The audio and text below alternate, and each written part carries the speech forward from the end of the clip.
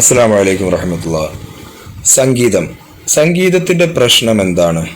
ഒരുപാട് സംശയങ്ങളും കാര്യങ്ങളും വരാറുള്ള ഒരു മേഖലയാണ് സംഗീതം. മ്യൂസിക് ഹറാമാണോ ഹലാലാണോ തുടങ്ങിയവ ഒരുപാട് ചർച്ചകൾ ഉണ്ടാവാറുണ്ട്.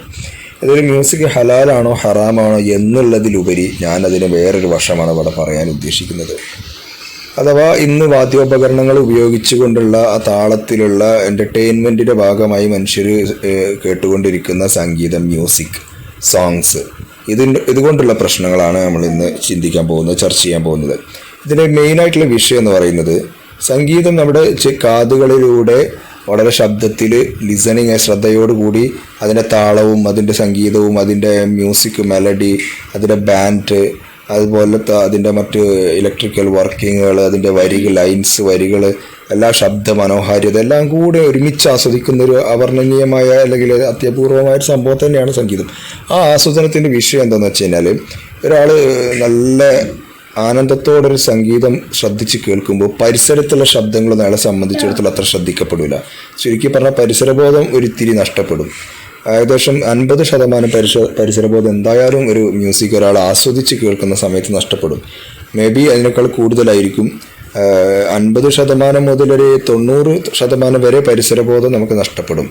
ഇനി അതൊരു DJ പോലുള്ള പാർട്ടികളിലൂടെയൊക്കെ വളരെ ഡാൻസിങ് സ്റ്റൈലിൽ മ്യൂസിക് ചെയ്യുന്ന സമയത്ത് ഏകദേശം 99% പരിസരബോധം നഷ്ടപ്പെടുമ്പോഴാണ് നമ്മൾ ബോഡി ഷേക്കിങ്, ഡാൻസിങ്ങും കാര്യങ്ങളെല്ലാം ചെയ്യുന്നത്. ഡാൻസ് ചെയ്യുന്ന ഒരാളെ സംബന്ധിച്ചിടത്തോളം പരിസരബോധം ഉണ്ടായി കഴിഞ്ഞാൽ അയാൾക്ക് ഡാൻസ് ചെയ്യാൻ കഴിയില്ല. അപ്പോൾ ആ ഒരു ബോധാവസ്ഥയിൽ നിന്ന് മാറി വേറൊരു അവസ്ഥയിലേക്ക്, വൈബിങ് മൂഡിലേക്ക് മാറുമ്പോഴാണ് ഇവർ ഡാൻസ് കളിക്കുന്നത്.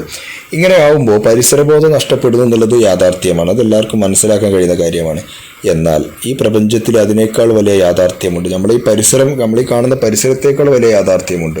അത്തരം യാഥാർത്ഥ്യങ്ങളെ ചൂണ്ടിക്കാണിക്കാനാണ് ഖുർആനിലെ ചില സൂറത്തുകളിൽ, സൂക്തങ്ങളിൽ ഈ പ്രപഞ്ചത്തിൽ, പ്രകൃതിയിൽ നിന്ന് കണ്ടുകൊണ്ടിരിക്കുന്ന ചില വസ്തുക്കളെ സത്യപ്പെടുത്തി പറയാറുണ്ട്. വശംസി വളുഹഹ, സൂര്യൻ അതതിച്ചു വരുന്നത് തന്നെയാണ് സത്യം. ഇപ്പോൾ സൂര്യൻ എല്ലാ ദിവസവും ഉദയം കാണാൻ എല്ലാവർക്കും കഴിയും.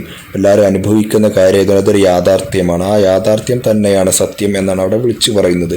തൊട്ടടുത്ത് വല്ലൈലി ഇതായി അബഷാഹ, ഇരുട്ട് കടന്നു വരുന്നത്, അതും സത്യം, നമുക്കറിയാവുന്ന കാര്യം. കമരീത തലാഹ, ചന്ദ്രൻ കടന്നു വരുന്നത്, അതിനുശേഷം ഈ ചന്ദ്രനെ കാണുമ്പോൾ ഇതൊക്കെ ഓരോ യാഥാർത്ഥ്യങ്ങളാണെന്ന് മനുഷ്യർക്ക് മനസ്സിലാക്കാൻ കഴിയും. അതിലൂടെ അതിനേക്കാൾ വമ്പിച്ച യാഥാർത്ഥ്യങ്ങളെ പറയാനും അത് മനസ്സിലാക്കി കൊടുക്കുവാനും അതിൽ വിശ്വസിക്കുന്നതിനും വേണ്ടിയുള്ള സൂക്തങ്ങളാണ് അത്തരം സൂക്തങ്ങൾ.